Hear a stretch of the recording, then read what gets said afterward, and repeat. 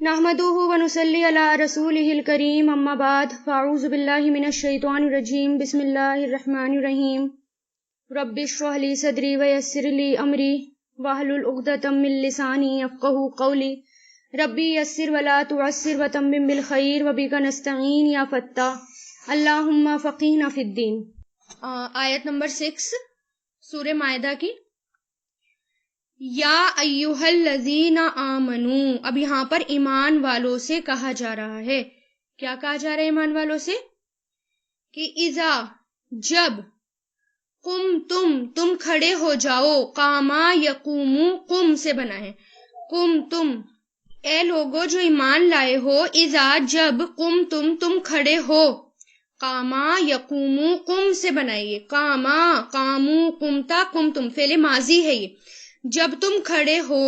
تو یہ اذا کی وجہ سے اس کے معنی ہم مصدر میں اور پریزنٹ میں کر رہے ہیں کہ جب تم کھڑے ہو، الی الصلاۃ، نماز کی طرف، فاغسلوا، فا مطلب تو، اغسلوا، غسل کر لو، غین سین لام یعنی دھو لو۔ غسل کرنے کو کہتے ہیں دھونے کو، واش کرنے کو، تو تم دھو لو۔ وجوہکم، تمہارے چہرے، وجہا کی جمع وجوہ ہے، تمہارے چہرے، وایدیکم، اور تمہارے ہاتھ، یعنی اپنے ہاتھ یعنی تمہارے ہاتھ، ایدیا تمہارے ہاتھ، وارجلکم، اور اپنے پاؤں کو، رجل ارجل یعنی پاؤں، پیر کے لیے آتا ہے، اپنے پیروں کو، الل مطلب تک، الا کا مطلب تک بھی ہوتا ہے اور طرف بھی ہوتا ہے، اور قعبینی، قعب کہتے ہیں ٹخنوں کو، ٹخنوں تک۔ یہاں پر وضو کا طریقہ بتایا جا رہا ہے، وضو کے اندر جو فرض چیزیں ہیں۔ وجوہکم، اپنے چہروں کو اور اپنے ہاتھ کو، الل مرافقی، کوہنیوں تک، الا کا مطلب ہوتا ہے تک، اور مرافق مرفق سے بنائے، رافا قاف اس کا روٹ ہے، رفق مرفق وہ چیز جس سے سہارا لیا جائے، یعنی مرفق کے اصلی معنی ہوتے ہیں، لغوی معنی وہ چیز جس سے سہارا لیا جائے۔ تو کوہنیاں، انسان اکثر کوہنیوں سے سہارا لیتا ہے، جب دیکھو بیٹھتے ہیں انسان تو کبھی کبھار کوہنیوں سے سہارا لے کر، تو اسی سے یہ کوہنیاں ہو گئیں۔ تو الل مرافقی، کوہنیوں تک۔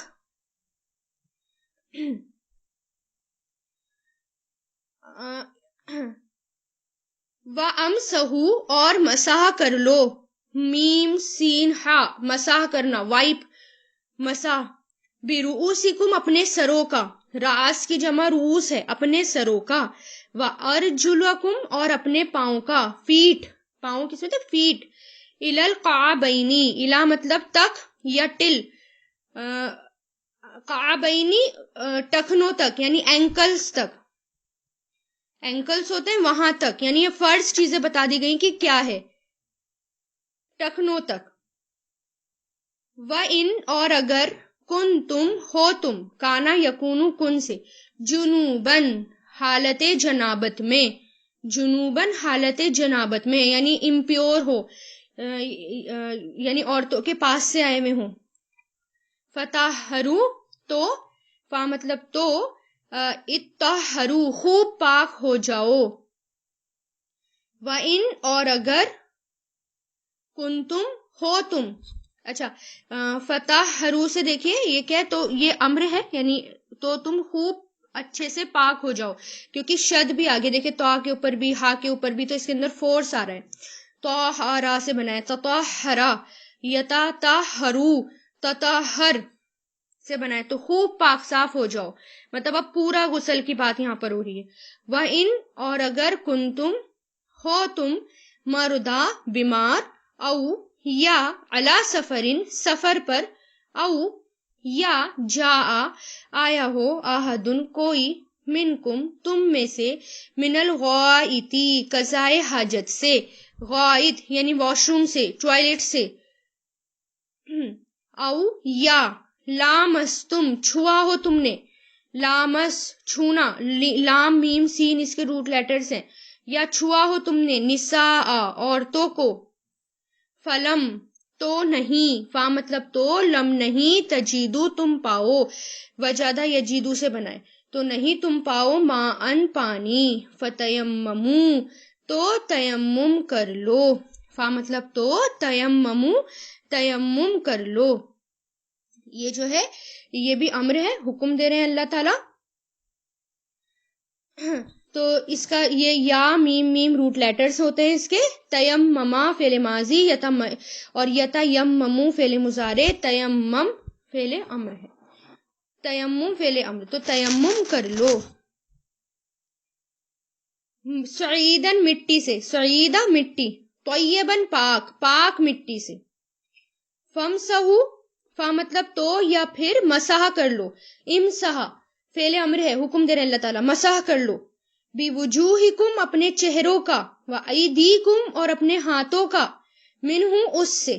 ما یرید نہیں چاہتا، ماں کا یہاں پر اب نہیں میں کریں گے، نہیں چاہتا، اللہ اللہ، یریدو ارادہ، یریدو ارادہ کرنا، نہیں چاہتا اللہ، لیجعلا کہ وہ بنا دے، جعلا یجعلو سے بنائے کہ وہ بنا دے، علیکم تم پر، من حرجن کوئی تنگی، تنگی مطلب کوئی پریشانی، کوئی ڈیفیکلٹی، ولیکن اور لیکن، یریدو وہ چاہتا ہے، ارادہ کرتا ہے، لیطہرکم کہ وہ پاک کر دے تمہیں، پیوریفائی کر دے، پاک کر دے تمہیں، فعل مضارع.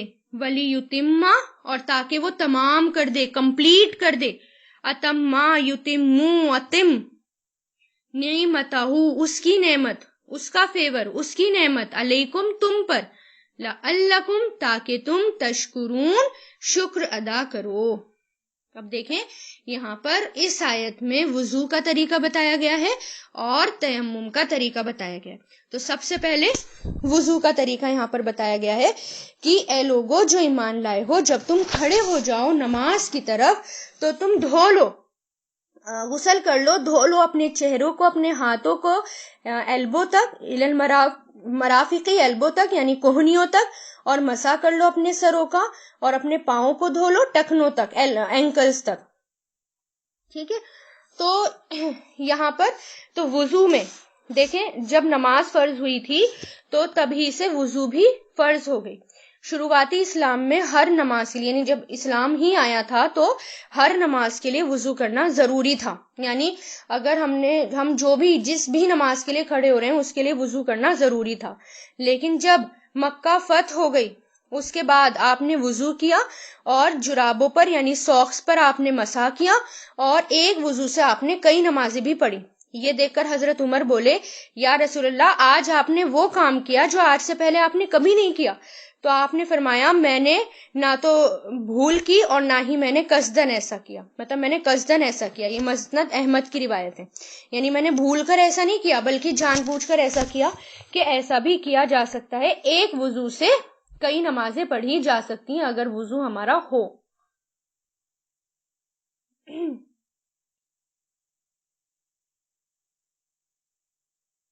اور پھر دیکھیں اور وضو کے بغیر جو ہے وہ نماز نہیں ہو سکتی. ٹھیک ہے. اگر کوئی یہ سوچے کہ وضو کے بغیر نماز پڑھیں گے تو وضو کے بغیر نماز قبول نہیں ہوتی.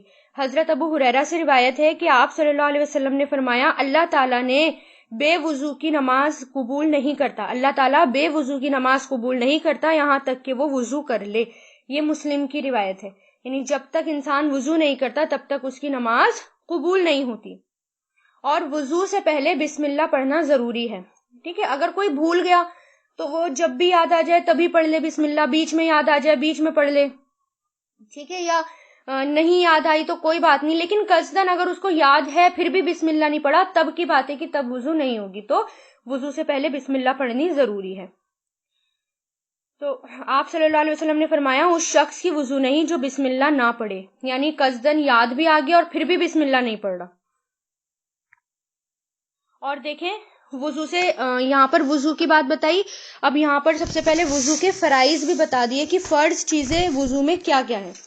تو جو ہیں یہاں پر فرض چیزیں ہیں، باقی سنت ہوتا ہے اور کچھ مستحب ہوتا ہے جو کہ سب کو پتا ہوتا ہے. تو سب سے ضروری کیا ہے؟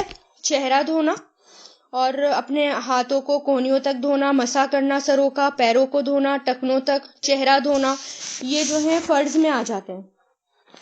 ٹھیک ہے. تو سنتیں کیا ہوتی ہیں؟ جیسے شروع میں بسم اللہ پڑھنا، دونوں ہاتھوں کو دھونا، کلی کرنا، مسواک کرنا، ناک میں پانی ڈالنا، کانوں کا مسح کرنا یا داڑھی کا خلال کرنا، انگلیوں کا خلال کرنا، ہر حصے کو 3 بار دھونا. اور مستحب 5 چیزیں ہوتی ہیں. نیت کرنا، پورے سر کا مسح کرنا، کیونکہ کچھ امام کہتے ہیں کہ پورے سر کا مسح ہونا چاہیے، کچھ امام کہتے ہیں چوتھائی سر کا بھی ہو سکتا ہے. تو امام ابو حنیفہ نے کہا کہ چوتھائی سر کا بھی ہو سکتا ہے. ٹھیک ہے. اور دائنا ہاتھ اور پاؤں دھونا، دھونے میں ترتیب کا لحاظ رکھنا، یعنی سٹیپ بائی سٹیپ دھونا، اور وضو میں دھونے والے حصے کو ایک کے بعد ایک دھونا، جو کہ یہ مستحب ہوتے ہیں. ٹھیک ہے. تو پھر اس کے بعد یہ بھی بتا دیا کہ اگر کوئی حالت جنابت میں ہو، یعنی اپنی بیویوں کے پاس سے آیا ہو، تو اپنے جسم کو پوری طرح پاک کر لو. ٹھیک ہے. یعنی پورے جسم کو، یعنی پھر اب غسل بھی کرنا ہے، پورے بدن کو اب اپنے کو پاک کرنا ہے. تو اور اس میں دیکھیں کہ پاکی کا طریقہ جو ہے وہ بھی حدیثوں سے پتہ چلتا ہے. حدیثوں میں آتا ہے کہ کس طرح کی جائے پاکی کا بھی، کہ آپ صلی اللہ علیہ وسلم جو ہیں سب سے پہلے اپنے ہاتھ دھوتے تھے، پھر اچھے سے شرمگاہ کو دھوتے تھے، اور پھر اس کے بعد جو ہے ہاتھ دھوتے تھے، یعنی مٹی پر ہاتھ مارتے تھے تاکہ وہ مٹی جو ہے پاک کر دیتی ہے، کیونکہ آج کل تو صابن بھی ہوتے ہیں تو صابن سے دھوئے جا سکتے ہیں ہاتھ. پھر اس کے بعد کلی کرنا، ناک میں پانی ڈالنا، پورے سر پر پانی ڈالنا، یعنی کلی کرنا، ناک میں پانی ڈالنا، جس طرح وضو کی جاتی ہے وضو کرنا، چہرہ دھونا، مسح کرنا، پھر پورے سر پہ پانی ڈالنا، یعنی ایک ایک بال تک پہ پانی چلا جائے، اور پھر لاسٹ میں آخر میں، یعنی پھر جیسے چاہتے تھے نہاتے تھے، پھر آخر میں جو ہے اپنے پیروں کو دھوتے تھے اور پھر وہ باہر آ جاتے تھے. تو اس طرح غسل کیا کرتے تھے. اور وضو دیکھیں ضروری بھی ہے. اور وضو ضروری کیوں ہے؟ حضرت ابو ہریرہ کہتے ہیں آپ صلی اللہ علیہ وسلم نے فرمایا کہ میرا حوض، یعنی جو حوض کوثر ہے، میرا حوض عدن اور ایلا کے فاصلے سے بھی زیادہ بڑا ہے. یعنی عدن جو ہے وہ یمن کا علاقہ ہے، اور ایلا جو ہے وہ فلسطین میں علاقہ ہے، اس سے بھی زیادہ بڑا ہے. یعنی اتنی دور چلا جائے انسان تو اس سے بھی زیادہ بڑا ہے. اس کا پانی برف سے زیادہ سفید اور شہد اور دودھ سے زیادہ میٹھا ہے. اس پر رکھے برتن تاروں میں آسمان میں ستاروں سے بھی زیادہ ہیں. اور قیامت کے روز میں دوسری امت کے لوگوں کو اس طرح سے روکوں گا جس طرح آدمی دوسری آدمی کے اونٹوں کو اپنے حوض پر آنے سے روکتا ہے. پھر صحابہ کرام نے عرض کیا یا رسول اللہ، آپ ہمیں اس دن پہچان لیں گے؟ آپ نے فرمایا ہاں، وضو کے باعث تمہارے ہاتھ پاؤں اس طرح روشن اور چمکدار ہوں گے کہ ایسے نشان کسی دوسری امت کے لوگوں پر نہیں ہوں گے. تو اتنا فائدہ ہے وضو سے کہ دنیا میں تو فائدہ ہوتا ہی ہے، کہ اللہ کا شکر ہے کہ اللہ نے نماز میں وضو فرض کر دی، ورنہ گرمیوں میں ہمارے تو کچھ لوگ ایسے ہیں کہ وہ ہاتھ پاؤں بھی دھونے کو تیار نہیں ہوتے. تو کم سے کم 5 بار یا جتنی بھی بار ہے پورا حصہ دھلتا ہے، ہاتھ پاؤں دھلتے ہیں. اور اب دیکھیں کہ کس طرح جیسے وائرسز آ رہے ہیں، کووڈ-19 ہے اور طرح طرح کے وائرسز آ رہے ہیں، اور اس میں بار بار تاکید کی جاتی ہے ہاتھ پیر دھونے کی. اور یہاں پر ہمیں جو ہے بتا دیا ہی گیا ہے وضو میں کہ کس طرح پورے ہاتھ پیر دھونے ہیں. ٹھیک ہے، تاکہ اس سے انسان صاف ستھرا رہتا ہے. اور دنیا میں تو فائدہ ہوتا ہی ہے وضو سے، اور آخرت میں بھی کتنا بڑا فائدہ ہوگا کہ حوض کوثر کا پانی جو پینے جائیں گے تو آپ صلی اللہ علیہ وسلم ان کو وضو کے وجہ سے پہچان لیں گے، کیونکہ وضو کی وجہ سے ان لوگوں کے ہاتھ پاؤں چمکیں گے. اب جو وضو ہی نہیں کرتا اور نماز ہی نہیں پڑھتا تو پھر وہ اپنا دیکھے کہ اس کے ہاتھ پاؤں چمکیں گے یا نہیں چمکیں گے. اور جو جتنا چاہے وہ اتنی چمک کو بڑھا لے. آپ صلی اللہ علیہ وسلم نے فرمایا جس نے وضو کیا اور بہت اچھی طرح وضو کیا پھر نماز کے لیے کھڑا ہوا، اس کے گناہ اس طرح نکل جاتے ہیں کہ اس کے کانوں سے، اس کی آنکھوں سے، اس کے ہاتھوں سے اور اس کے پاؤں سے، یعنی ہر چیز، ہر جگہ سے، باڈی پارٹ سے اس کے گناہ جھڑتے رہتے ہیں. پھر آپ صلی اللہ علیہ وسلم نے فرمایا ایک اور روایت میں، اگر کوئی شخص مکمل وضو کرے پھر وہ یہ دعا پڑھے، اشہد ان لا الہ الا اللہ وحدہ لا شریک لہ واشہد ان محمدًا عبدہ ورسولہ، آخر تک، تو اس کے لیے جنت کے 8 دروازے کھول دیے جاتے ہیں، وہ جس سے چاہے پھر داخل ہو جائے، یعنی بہت اچھی طرح. اسی طرح وضو کے بعد کی دعا ہوتی ہے اللہم اجعلنی من التوابین واجعلنی من المتطہرین، اس کو بھی پڑھنا چاہیے. تو کتنا فائدہ ہوتا ہے کہ قیامت کے دن پہچان، پھر دوسرا فائدہ یہ کہ گناہ ساتھ ساتھ دھل جاتے ہیں وضو سے. پھر تیسرا فائدہ یہ کہ جو دعا پڑھے وضو کے بعد تو اس کے لیے جنت کے 8 دروازے کھل جائیں گے. پھر دیکھیں آپ صلی اللہ علیہ وسلم نے ہر وضو کے ساتھ مسواک کی بھی ترکیب کی، یعنی مسواک کرنے کو کہا آپ صلی اللہ علیہ وسلم نے. آپ نے فرمایا اگر میری امت کی تکلیف کا مجھے احساس نہ ہوتا تو میں ہر نماز کے ساتھ مسواک کرنے کا حکم ہی دے دیتا، کیونکہ مسواک بھی بہت زیادہ فائدہ دیتی ہے. آپ صلی اللہ علیہ وسلم نے فرمایا مسواک منہ کی تازگی اور اللہ تعالیٰ کی خوشنودی کا سبب ہے. تو کوشش کریں کہ وضو کے ساتھ اب مسواک بھی کیا کریں. 5 وقت کی نماز میں جب بھی آپ وضو کر رہے ہیں تبھی آپ مسواک بھی کیا کریں. ٹھیک ہے. اور اگر روزہ نہ ہو، یعنی اگر انسان کا روزہ نہیں ہے تو وضو کرتے وقت اچھی طرح ناک میں پانی چڑھانا چاہیے. اگر ہاتھ پاؤں کی انگلیاں اور داڑھی کا خلال کرنا بھی ضروری ہے. اگر انگوٹھی وغیرہ رنگز وغیرہ پہن رکھی ہو تو ان کو بھی، یا ایئر رنگس وغیرہ ہو تو ان کو بھی ہلا لینا چاہیے تاکہ اندر تک پانی چلا جائے. تو کیونکہ آپ صلی اللہ علیہ وسلم نے فرمایا وضو اچھی طرح کرو، ہاتھ پاؤں کی انگلیوں میں خلال کرو، اور اگر روزہ نہ ہو تو ناک میں پانی اچھی طرح چڑھاؤ. پھر آپ صلی اللہ علیہ وسلم نے اپنے سر کا مسح اس طرح کیا کہ اپنی دونوں انگلیاں دونوں ہاتھ آگے سے پیچھے لے گئے اور پیچھے سے آگے لائے، یعنی گدی تک لے گئے اور پھر واپس لے آئے. یہ بخاری کی روایت ہے. پھر اسی طرح ایک روایت میں آتا ہے آپ نے اپنے سر کا مسح کیا اور اپنی شہادت کی دونوں انگلیوں سے دونوں کانوں کے اندر اور اپنے دونوں انگوٹھوں سے دونوں کانوں کے باہر کے حصوں کا مسح کیا. پھر آپ صلی اللہ علیہ وسلم، ایک روایت میں آتا ہے کہ آپ صلی اللہ علیہ وسلم نے وضو کرتے ہوئے پیشانی کے بال اور پگڑی اور موزوں کا بھی مسح کیا، یعنی یہ بھی کیا جا سکتا ہے ساکس وغیرہ پر مسح. حضرت انس فرماتے ہیں کہ آپ صلی اللہ علیہ وسلم نے ایک آدمی کو دیکھا جس کے پاؤں میں وضو کرنے کے بعد ناخن جیسی جگہ تھی، یعنی وہ جگہ سوکھی رہ گئی تھی. آپ نے اسے حکم دیا واپس جاؤ اور اچھی طرح وضو کرو، خشک ایڑیوں کے لیے آگ کا عذاب ہے. تو وضو کرتے وقت ہر جگہ پانی پہنچانا بہت ضروری ہے، کوئی جگہ خشک نہ رہ جائے وضو کرتے ہوئے. حضرت عائشہ فرماتی ہیں کہ آپ صلی اللہ علیہ وسلم کے پاس ایک کپڑا تھا جس سے آپ نے وضو کے بعد آپ بدن پونچھتے، یعنی کپڑا یوز کرنا یہ ہم پر ڈیپینڈ کرتا ہے. کیونکہ ایک اور روایت میں آتا ہے کہ حضرت میمونہ نے رضی اللہ تعالیٰ عنہ نے فرمایا کہ آپ صلی اللہ علیہ وسلم نے غسل جنابت کا طریقہ بیان کرتے ہوئے پھر وہ فرماتی ہیں کہ آپ صلی اللہ علیہ وسلم نے غسل کے بعد اپنے دونوں ہاتھ پاؤں دھوئے، اس کے بعد میں نے آپ کو ٹاول دیا تو آپ نے واپس کر دیا. یعنی حضرت عائشہ نے دیا تو آپ نے پونچھ لیا، اور جب اگلی بار انہوں نے دیا تو آپ نے واپس کر دیا. یعنی دونوں طریقے ہیں کہ وضو کے بعد آپ صاف کر سکتے ہیں باڈی پارٹس کو. جیسے ٹھنڈ ہوتی ہے، ٹھنڈ میں دیکھیں کہ وضو کر کے انسان نکلتا ہے تو کس قدر پریشان ہو جاتا ہے اور کس قدر ٹھنڈ میں وہ جو ہے ٹھنڈ لگتی ہے. تو اس موقع پر صاف بھی کیا جا سکتا ہے، اور اگر گرمی ہو تو گرمی میں نہ بھی صاف کریں. تو دونوں ہمارے اوپر ڈیپینڈ کرتا ہے کہ ہم کیا کرنا چاہتے ہیں. دونوں روایتیں موجود ہیں. اسی طرح حضرت عبداللہ بن عباس کہتے ہیں کہ آپ صلی اللہ علیہ وسلم نے وضو کرتے ہوئے ایک مرتبہ بھی اپنے باڈی پارٹس دھوئے. یعنی یہ بھی ہمیں ملتا ہے. دیکھیں ہمارا دین بہت زیادہ آسان ہے اور ہم نے اس کو زبردستی مشکل بنا رکھا ہے. بہت آسان ہے ہمارا دین کے. آپ صلی اللہ علیہ وسلم نے دیکھے اگر پانی کم ہو، کچھ جگہ ایسی ہوتی ہیں جہاں پر پانی کم ہوتا ہے، یا ہم کہیں گئے ہوئے ہوتے ہیں، مان لیں ہم بائی ایئر کہیں جا رہے ہیں، ایروپلین میں ہیں، وہاں تو پانی لیمیٹڈ ہی ہوتا ہے، پانی کبھی کبھار ختم بھی ہو سکتا ہے، یا راستے میں ہے پانی نہیں ہے تو بہت کم پانی ہے. تو ضروری نہیں ہے کہ آپ 3 بار ہی وضو کریں گے تو باڈی پارٹس کو دھوئیں گے، بلکہ ایک بار بھی باڈی پارٹس دھو سکتے ہیں اور وضو ہو جائے گی. ایک بار کلی کریں، ایک بار ناک میں پانی ڈالیں اچھے سے، ایک بار چہرہ دھوئیں ایک بار، تو اس سے بھی وضو ہو جائے گی اگر پانی کی کمی ہے تو. حضرت عبداللہ بن زید نے فرمایا کہ آپ صلی اللہ علیہ وسلم نے وضو کیا اور 2 مرتبہ اعضاء دھوئے، یعنی 2 مرتبہ کی بھی روایت ملتی ہے. تو پانی کم ہے، 1 مرتبہ نہیں تو 2 مرتبہ بھی دھوئے جا سکتے ہیں باڈی پارٹس، اس سے بھی وضو ہو جائے گی.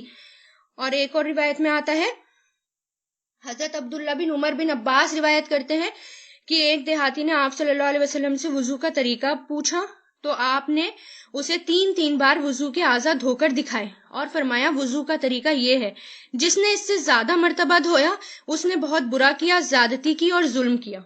کبھی کبھار ایسا ہوتا ہے نا، دیکھیں ایک شیطان جو ہوتا ہے ہر وقت ہمارے ساتھ موجود ہوتا ہے اور خاص طور سے ایک کی تو ڈیوٹی ہی لگا رکھی ہوتی ہے شیطانوں نے کہ تجھے وضو کے بیچ میں اس کو ورگلانا ہے، وضو کے بیچ میں اس کو پریشان کرنا ہے. تو وہ وسوسے ڈالتا ہے کہ پتہ نہیں میں نے 1 بار دھوئے یا میں نے 2 بار دھوئے، پتہ نہیں میں نے 3 بار دھوئے، تو وہ وسوسے ڈالتا ہے.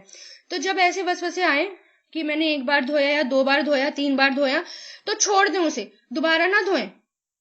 اگر 1 بار بھی آپ نے دھویا ہو تو بھی آپ کی وضو ہو جائے گی، 2 بار میں بھی ہو جائے گی، 3 بار میں بھی ہو جائے گی، لیکن دوبارہ کریں گے، زیادہ کریں گے تو پھر وہ زیادتی ہوگا اور ظلم ہوگا. ٹھیک ہے. اسی طرح آپ صلی اللہ علیہ وسلم نے فرمایا تم میں سے کوئی وضو کر کے مسجد کی طرف جائے تو انگلیوں میں انگلیاں ڈال کر نہ چلے، کیونکہ وضو کے بعد آدمی نماز ہی کی حالت میں ہوتا ہے، کیونکہ نیت ہوتی ہے نا، وہ اب وہ نیت کر چکا ہوتا ہے. تو جب مسجد میں جائیں تو ہاتھوں میں ہاتھ یعنی انگلیوں میں انگلیاں ڈال کر بالکل اس طرح نہیں چلنا، جو ایٹیکیٹس ہیں جس طرح مسجد میں جانا چاہیے ویسے ہی جانا چاہیے. اب دیکھیں یہاں پر پھر اب کیا بات ہو رہی ہے، حالت جنابت میں ناپاکی کی 2 قسمیں ہوتی ہیں. ایک کا نام ہوتا ہے حد سے اصغر یعنی چھوٹی ناپاکی، اور ایک کا نام ہوتا ہے حد سے اکبر یعنی بڑی. تو جو اصغر ہوتی ہے یعنی چھوٹی ہوتی ہے اس میں کیا ہوتا ہے، جیسے وضو کا ٹوٹنا مطلب وضو کا نہ ہونا، اور جو بڑی ناپاکی ہوتی ہے وہ کیا ہوتی ہے، حیض یا مباشرت کے بعد یعنی پیریڈز کے بعد، یا پھر کوئی انٹر کورس کر کے آیا ہو اپنی بیوی سے یا کسی نے انٹر کورس کیا ہو اس کے بعد. تو یہ 2 طرح کی ناپاکیاں ہوتی ہیں. تو ایک تو وضو ٹوٹ جائے تو اس میں وضو کر لیں، اور دوسری ناپاکی کون سی ہوتی ہے، حالت جنابت. تو اس میں کیا ہے، غسل کرنا ہے پورا یعنی پورا نہانا ہے. اور اس میں بھی غسل کا طریقہ بھی بتا دیا آپ کو. اور پھر دیکھیں ایک اور بہت پیاری حدیث آتی ہے اس میں کہ حضرت بلال کے بارے میں آتا ہے کہ حضرت ابو ہریرہ نے فرمایا کہ نماز فجر کے بعد آپ صلی اللہ علیہ وسلم نے پوچھا کہ بلال رضی اللہ تعالیٰ عنہ سے کہ اے بلال، اسلام لانے کے بعد تمہارا وہ کون سا عمل ہے جس سے تمہیں بخشش کی بہت زیادہ امیدیں ہیں، کیونکہ آج رات میں نے خواب میں جنت میں اپنے آگے آگے تمہارے قدم کی چلنے کی آواز سنی. تو حضرت بلال نے عرض کیا کہ میں اس سے زیادہ کچھ نہیں کرتا، یعنی میرا کوئی عمل ایکسٹرا نہیں اس سے زیادہ، کہ میں جو ہے دن رات میں جب بھی میں وضو کرتا ہوں اور اس کے بعد اللہ تعالیٰ کو جو بھی منظور ہو میں نماز پڑھ لیتا ہوں. یعنی اگر وضو ہم نے کر لی اور ہمارے پاس وقت ہے، ٹائم ہے، ابھی نماز کا وقت نہیں ہوا اور ہم نے وضو کر لی تو نماز کا انتظار کرتے ہیں، تو بہتر کیا ہے کہ نماز پڑھ لیں، 2 رکعت نماز نفل ایسے ہی پڑھ لیں. یہی کنٹینیوس کیا کرتے تھے حضرت بلال، یہ عمل کرتے تھے. تو جنت میں جانے کے لیے، اگر ہمیں جنت چاہیے تو جنت میں جانے کے لیے بہت مشکل کام نہیں ہے، اگر ہم جنت کا سوچیں تو ہم یہ کر سکتے ہیں. اور غسل جنابت میں کیا ہوتا ہے، پورے بدن پر پانی بہایا جائے. اگر باہر بال بہت لمبے ہیں، ٹھیک ہے، مان لیں کسی کے بال بہت لمبے ہوتے ہیں اور نماز کا وقت جو ہے وہ جا رہا ہے، اب اسے غسل جنابت کرنی ہے، ٹھیک ہے. اور سردیوں میں ایسا بھی ہوتا ہے کہ بال جو ہیں وہ بہت زیادہ یہ جلدی سے جو ہے سوکھتے نہیں ہیں، کسی کو سر میں پرابلم ہوتی ہے، سر درد ہوتا ہے، یہ بھی پرابلم ہوتی ہے کسی کو. تو اگر بال نہیں بھی دھوئے یعنی چٹیا ہاتھ میں پکڑ کر، یعنی جو چٹیا ہوتی ہے جس کے لمبے بال ہوتے ہیں ہاتھ میں پکڑ کر وہ شاور کے نیچے بھی کھڑے ہو سکتے ہیں، یعنی پورے سر میں، بس آپ کا کیا ہے کہ سر گیلا ہونا چاہیے. اگر چٹیا سوکھی بھی رہ گئی تب بھی غسل ہو جائے گا، ٹھیک ہے، نیچے سے اگر بال، لیکن سر جو ہے وہ پورا تر ہونا چاہیے. تو یہ بھی کیا جا سکتا ہے. اور اس کے اندر وضو بھی لازم ہوتا ہے، یعنی غسل جنابت کے اندر وضو بھی لازم ہوتا ہے.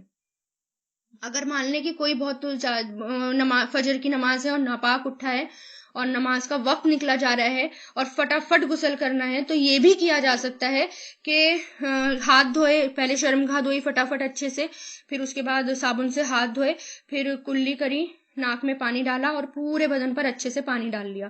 تو اس طرح بھی غسل ہو جاتا ہے اگر بہت جلدی ہو رہی ہے تو، کیونکہ 3 چیزیں اس میں فرض ہیں. ٹھیک ہے. اب یہاں پر ایک اور کنڈیشن بتا دی گئی کہ اگر وضو یعنی اگر پانی نہ ہو اور یا کوئی ناپاک ہو، پانی نہ ہو، تو پھر وہ کیا کرے، پھر وہ یا واش روم وغیرہ سے آیا ہو یا کہیں سے آیا ہو، غائط کہتے ہیں قضائے حاجت سے، یعنی غائط کہتے ہیں نشیبی میدان کو، یعنی جو میدان ہوتا ہے نا اس کے لیے غائب آتا ہے، ایسی جگہ جو نیچے کی طرف ہو۔ تو اہل عرب کے یہاں جو ٹوائلٹ ہوتے تھے نا وہ نہیں ہوتے تھے، اور ٹوائلٹ کے لیے وہ ڈھلوا میدان کی طرف جاتے تھے جو میدان نیچے ہوتے تھے۔ پھر یہ لفظ جو ہے قضائے حاجت یعنی ٹوائلٹ وغیرہ کے لیے استعمال کیا جانے لگا۔ تو جو واش روم وغیرہ سے آیا ہو، پانی نہ ہو، یا عورتوں سے ہی صحبت کر لی ہو اور پانی نہ ہو، تو پھر پاک مٹی سے تیمم کر لے، لیکن نماز وہ کسی بھی حالت میں نہیں چھوڑے گا، ٹھیک ہے، پاک مٹی سے۔ اور پھر تیمم کا طریقہ بھی اس میں بتا دیا کہ اپنے دونوں ہاتھ جو ہیں وہ زمین پر مارے، پھر اس پر پھونک ماری جائے، پھر جو ہے ہاتھ پھیر لیے جائیں اپنے چہرے پر اور اپنے دونوں ہاتھوں پر، ٹھیک ہے، اس طرح جو ہے یہ اس طرح تیمم ہو جاتا ہے۔ اور پھر دیکھیں جس کو مسواک کرنی ہو تو مسواک کا بھی سنت طریقہ ہے، کیونکہ مسواک کی ترغیب دلائی آپ صلی اللہ علیہ وسلم نے، تو اس لیے وہ سنت ہے، اور سنت کو فالو کریں گے تو اس کا ایکسٹرا ثواب ملے گا اور بہت زیادہ ثواب ملے گا۔ تو مسواک بھی کریں، اور آپ صلی اللہ علیہ وسلم جب مسواک کرتے تو دائیں سے بائیں کیا کرتے، یعنی سیدھے طرف سے شروعات کرتے اور الٹی طرف لے کر اس کو جاتے، اوپر سے نیچے، رائٹ لیفٹ ہر طرح، پھر دائیں طرف کے یعنی پہلے سیدھے طرف کے مسوڑے صاف کرتے، پھر الٹے طرف کے مسوڑے صاف کرتے، اور پھر زبان بھی آپ صاف کرتے، اور زبان جب تک پھیرتے جاتے جب تک حلق تک آپ کو ابکائی نہیں آ جاتی۔ تو ایک ابکائی آتی ہے، تو جو ابکائی آتی ہے نا، یعنی جب آپ زبان صاف کرتے ہیں اور مسواک اندر تک لے جاتے ہیں اور ایک ابکائی آتی ہے، تو اس ابکائی سے کیا ہوتا ہے، جو نوسٹرلز ہوتے ہیں، نتھونے ہوتے ہیں، اس میں ویٹنس آ جائے گی، جو رات بھر خشک ہو جاتے ہیں، اور پھر وہ جو ہے اندر بیکٹیریا وغیرہ ہوتے ہیں وہ بھی اس سے باہر نکل کر آتے ہیں، گلینڈز جو ہوتے ہیں وہ بھی گلینڈز کھل جاتے ہیں، اور جس سے کیا ہوتا ہے بہت ساری پرابلمز جو ہوتی ہیں، یعنی آنکھ کی پرابلم، ناک کی پرابلم، اور چہرے میں کان کی پرابلم، جتنی بھی چہرے کی پرابلم ہوتی ہیں وہ سب اس میں شفا ملتی ہے، اور وہ سب پرابلمز دور ہوتی ہیں، آئی سائڈ اچھی ہوتی ہیں، کان میں پرابلم ہے وہ ٹھیک ہوتی ہے، دانتوں میں پرابلمز ہیں وہ ٹھیک ہوتی ہیں، حلق میں پرابلم ہے، گلے آ رہے ہیں یا جو بھی پرابلم ہے حلق میں وہ ٹھیک ہوتی ہے۔ تو اتنا سارا فائدہ مسواک سے ہوتا ہے۔ اور اب ریسرچ سے تو یہ بھی پتا چلا ہے کہ تھائرائیڈ پیشنٹ کو بہت فائدہ دیتا ہے، جن کو تھائرائیڈ ہے ان کو بھی ضرور کرنی چاہیے مسواک۔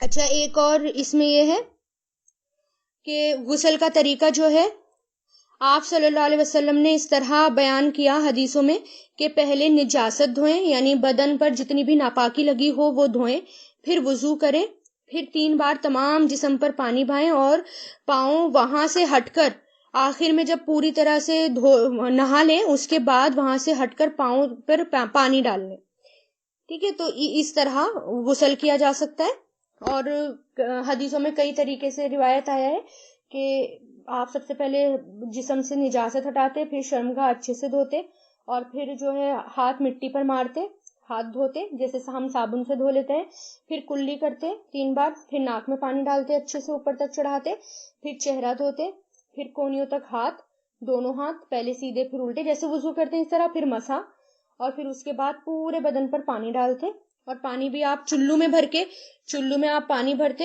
اور پھر آپ جو ہے سر پہ ڈالتے، اور پھر اس کو جیسے مالش سی کرتے ہیں نا سر پہ، اس طرح اس پانی کو جڑوں میں پورے سر تک پہنچاتے تھوڑا تھوڑا کر کے، اور پھر پورے بدن پر پانی بہا لیتے، تو اور پھر اس کے بعد وہاں سے ہٹ جاتے، پھر اپنے پیروں پر پیر دھوتے، کیونکہ جب ہم نہا رہے ہوتے ہیں تو ساری گندگی نکل کر اسی جگہ پر ہو جاتی ہے، تو تھوڑا سا ہٹ جائے، پھر پیروں پر پانی ڈالے، اور پھر آپ کا غسل ہو گیا۔ غسل کے بعد وضو کرنے کی ضرورت نہیں ہوتی، ڈائریکٹ نماز بھی پڑھی جا سکتی ہے، کیونکہ یہ سوال بھی بہت لوگ پوچھتے ہیں۔ اور پھر یہاں پر دیکھیں کہ اب یہاں پر یہ آ رہا ہے لاسٹ میں کہ نہیں چاہتا اللہ کے بنائے تم پر کوئی تنگی، لیکن وہ چاہتا ہے کہ وہ تمہیں پاک کر دے اور تم پر اپنی نعمت پوری کر دے۔ تو یہاں پر نعمت پوری کرنے کا کیا ہے کہ وضو کے ذریعے انسانوں کو معاف کیا جاتا ہے۔ انسان پورے دن میں اتنے گناہ کرتا ہے کہ اب وضو کرتا ہے تو وضو سے گناہ جھڑتے رہتے ہیں، اور وضو بھی جو ہے اچھی طرح وضو کرنا بھی نصف ایمان ہے، ہمارا آدھا ایمان ہے، تو یہ اللہ تعالیٰ کی نعمت ہے۔ اور اس کے بدلے ہمیں کیا کرنا ہے؟ شکر ادا، تاکہ تم شکر ادا کرو کہ اللہ نے اتنا احسان کیا، دنیا میں بھی وضو کے اتنے فائدے اور آخرت میں بھی وضو کے بے حد فائدے ہیں۔ وآخر دعوانا ان الحمد للہ رب العالمین، سبحانک اللہم و بحمدک، ونشہد ان لا الہ الا انت، نستغفرک و نتوب الیک۔